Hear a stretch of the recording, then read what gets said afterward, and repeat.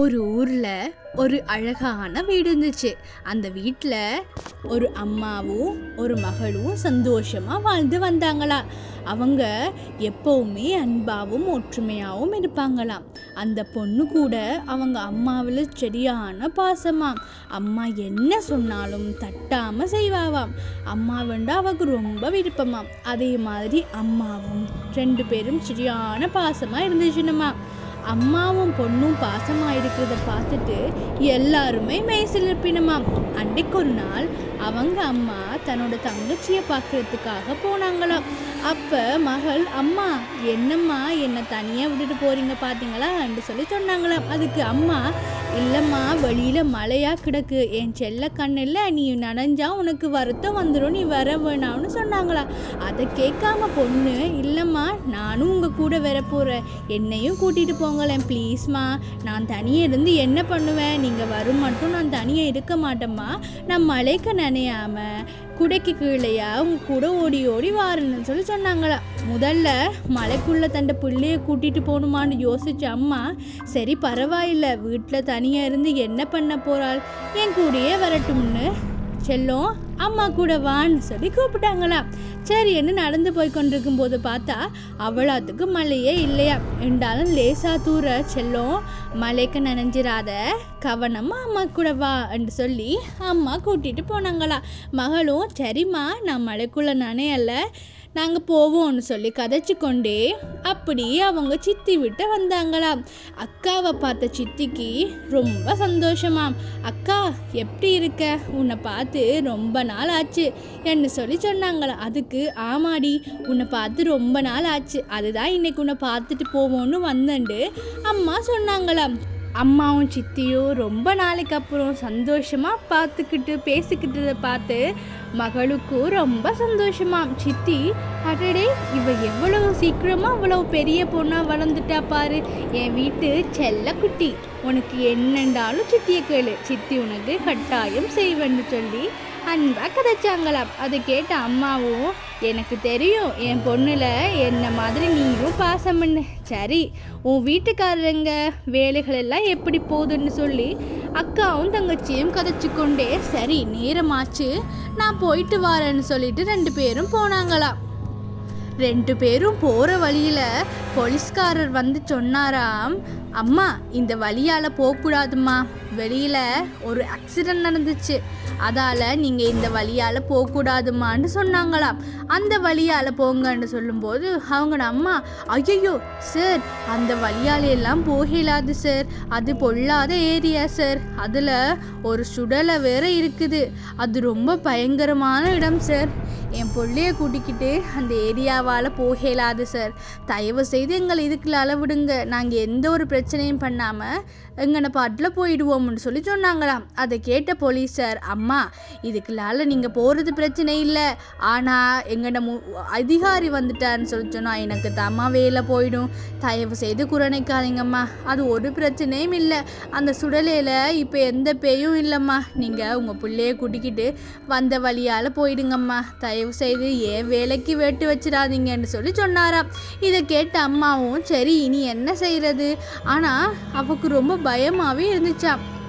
சரின்னுட்டு அம்மாவும் மகளும் போகும்போது அவங்க அம்மா சொல்லிக்கிட்டே வந்தாங்களா, செல்லும் இந்த சுடலையில் ஒரு பொல்லாத ராட்சசப்பே இருந்து அம்மாவும் பிள்ளையும் பாசமாக இருக்கிறத பார்த்தாலே அம்மாவை தொத்திக்கும், அப்புறம் அம்மாவை அந்த பிள்ளைக்கிட்ட இருந்து பிரிச்சுட்டு போயிடும், எனக்கு ரொம்ப பயமாக இருக்குது, நீ அம்மாவை விட்டு போயிடுவியா என்று சொல்லி சொல்லும்போது மகள் சொன்னாங்களாம், அம்மா பேயாவது பிசாசாவது எனக்கு இந்த உலகத்திலேயே ரொம்ப பிடிச்சது நீங்கள் மட்டும்தான், நான் உங்களை எப்போவுமே விட்டு போக மாட்டேன், நீங்கள் என்னை அடித்தாலும் என்ன செஞ்சாலும் நான் உங்கள் கூட அன்பாக தான் இருப்பேன், நீங்கள் தான் இந்த வேர்ல்டுலேயே பெஸ்ட்டு அம்மான்னு சொல்லி மகள் சொன்னாவாம்.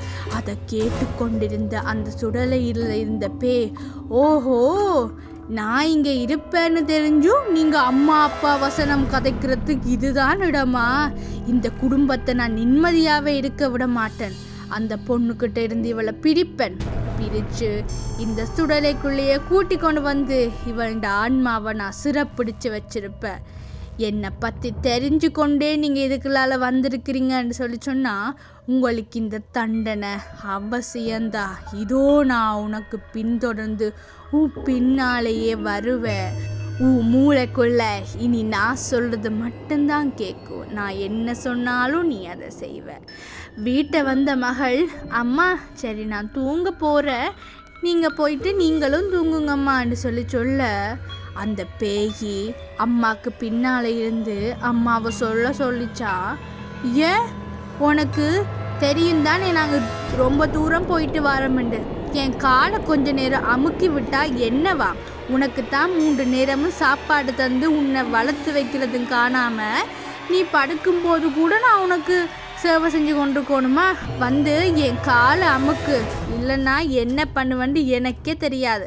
உன்னை மாதிரி ஒரு பிள்ளைய பெற்றதுக்கு என்று சொன்ன உடனும் அந்த பொண்ணு, என்னம்மா ஏம்மா இப்படியெல்லாம் கதைக்கிறீங்க, என்ன பாசம் இல்லையான்னு கேட்டோன்னும் டக்குன்னு சுயநினைக்கு வந்த அம்மா, இல்லடா செல்லோ, அம்மா சும்மா விளையாட்டுக்கு சொன்னேன், நீ கோவிக்காத, சரி சரி நீ படுடான்னு சொல்ல, இல்லைம்மா நான் படுக்கலை, நான் வெளியில் போகிறேன் என்று சொல்லிட்டு மகளும் போனாவாம்.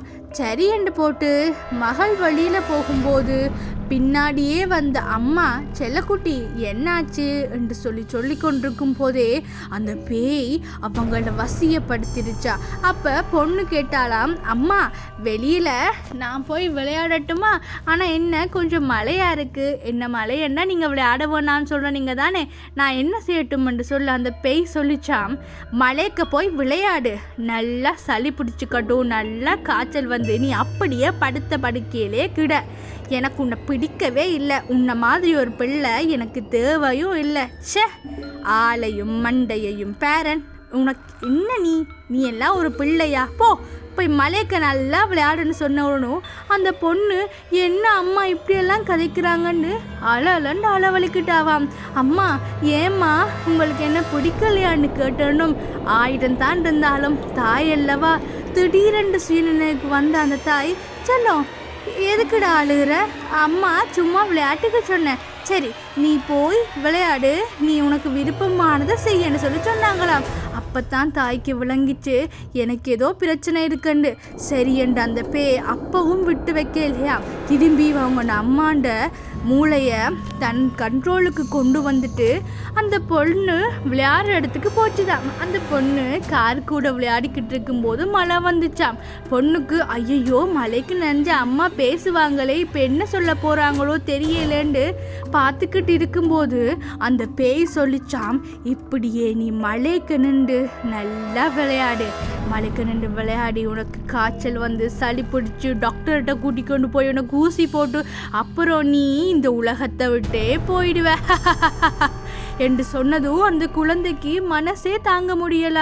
எதுக்கு என் அம்மா இப்படிலாம் பேசுகிறாங்கன்னு அழுதப்போ, என்னதான் இருந்தாலும் குழந்தை அழுகிறப்போ ஒரு தாய் மனசு பார்த்துக்கிட்டு இருக்குமா, அவங்க அம்மா சுயநினைவுக்கு வாரதும் அந்த பேயின் கட்டுப்பாட்டுக்குள்ளே போகிறதுமா இருந்தாங்களாம். அவங்களுக்கு தெரியுது தனக்கு ஏதோ பிரச்சனை நடக்குதுன்னு சொல்லி அவங்க அம்மா விளங்கி கொண்டாவாம். ஆனால் அந்த பேய் அவங்கள்ட்ட இருந்து வெளியில் வரவே விடலையாம். அவங்களும் என்ன செய்கிறேன்னு தெரியாமல் அந்த பேய்க்குள்ளேயே அடப்பட்டு தன்னை பிள்ளை நிலைமை நினச்சி கவலைப்பட்டாலும் அந்த பேய் தொடர்ந்து பேசிக்கிட்டே இருந்துச்சா. உன்னை மழைக்கு நல்லா விளையாடுன்னு சொல்லி கொஞ்ச நேரத்தால் சரி என்றனும் அம்மா சுயநினைவுக்கு வந்து என் பிள்ளைக்கு பசிக்க போதுன்னு சொல்லி சாப்பாடு செஞ்சு வச்சுட்டு இருக்கும்போது அந்த பேய் மறுபடியும் அவங்கள பொசஸ் பண்ணிச்சா. அப்போ பிள்ளை வந்து கேட்டாங்களாம், சாப்பாட்டை பார்த்துட்டு, அம்மா என்ன இன்னைக்கு பிரெட்டும் பீனட்டும் போட்டிருக்கீங்க என்று சொல்லி. அதுக்கு அம்மா சொன்னாங்களா, ஆமாம் அதை சாப்பிட்டா என்ன உனக்கு என்று சொல்லி.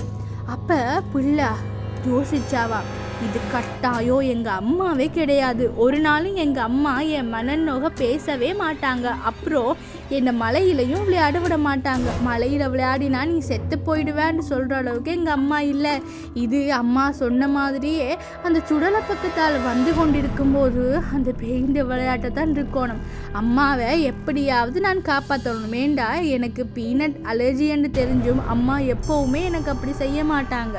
அப்போ இது என் அம்மாவே இல்லை, இது கட்டாயம் பேய் தான். இதுக்கு நான் ஒரு வழி பார்க்குறேன்னு சொல்லி சொன்னாவாம். பின்னால் இருந்த பேயும் இனிமேல் இவள் அவங்க அம்மாவை மொத்தமாகவே வருத்துருவாள், நான் அவளை கொண்டு போகிறேன்னு சொல்லி கொண்டு இருக்கும் போதே மகள் எங்கள் அம்மாவை எப்படி நான் காப்பாற்றுறதுன்னு சொல்லி யோசிச்சு கொண்டு இருந்தாவாம். யோசிச்சு கொண்டு இருந்துட்டு எந்த ஒரு தாயாக இருந்தாலும் பிள்ளை விழுந்தா பார்த்து கொண்டிருப்பாவா, அம்மா தன்னை காப்பாற்றுவான்னு நினச்சாவாம். அதே மாதிரி கோயில் சாமி அறைக்கு முன்னால் போய் கடவுளே எங்கள் அம்மா எப்போவுமே உங்களை தான் நம்புவாங்கன்னு சொல்லி போட்டு தடக்கி விடுகிற மாதிரி விழுந்தாங்களாம். இதை பார்த்த உடனும் பேயின்ற பொசஸில் இருந்து வெளியில் வந்த அம்மா ஓடி போனாங்களாம். ஓடி போய் செல்லோ என்னாச்சுமா எந்திரின்னு சொன்ன உடனும் அம்மா நீங்கள் திரும்பி வந்துட்டீங்க, என்கிட்ட திரும்பி வந்துட்டீங்கன்னு சொல்லி சொன்னாலாம். அதுக்கு என்னாச்சு செல்லம், எனக்கு ஏதோ பிரச்சனைன்னு தான் நினச்சேன், ஆனால் என்னாச்சுன்னு இல்லைம்மா நீங்கள் சொன்னது உண்மைதான், அந்த சுடலையில் இருக்கின்ற பேய் தான் உங்களை இப்படி பண்ணியிருக்கு.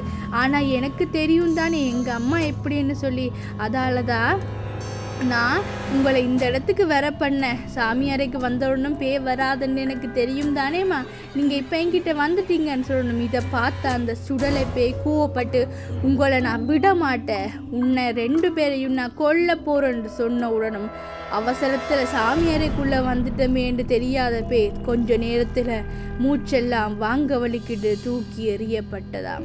அதுக்கு பிறகு அம்மாவும் மகளும் வளமை மாதிரியே சந்தோஷமாக இருந்தாங்களாம்.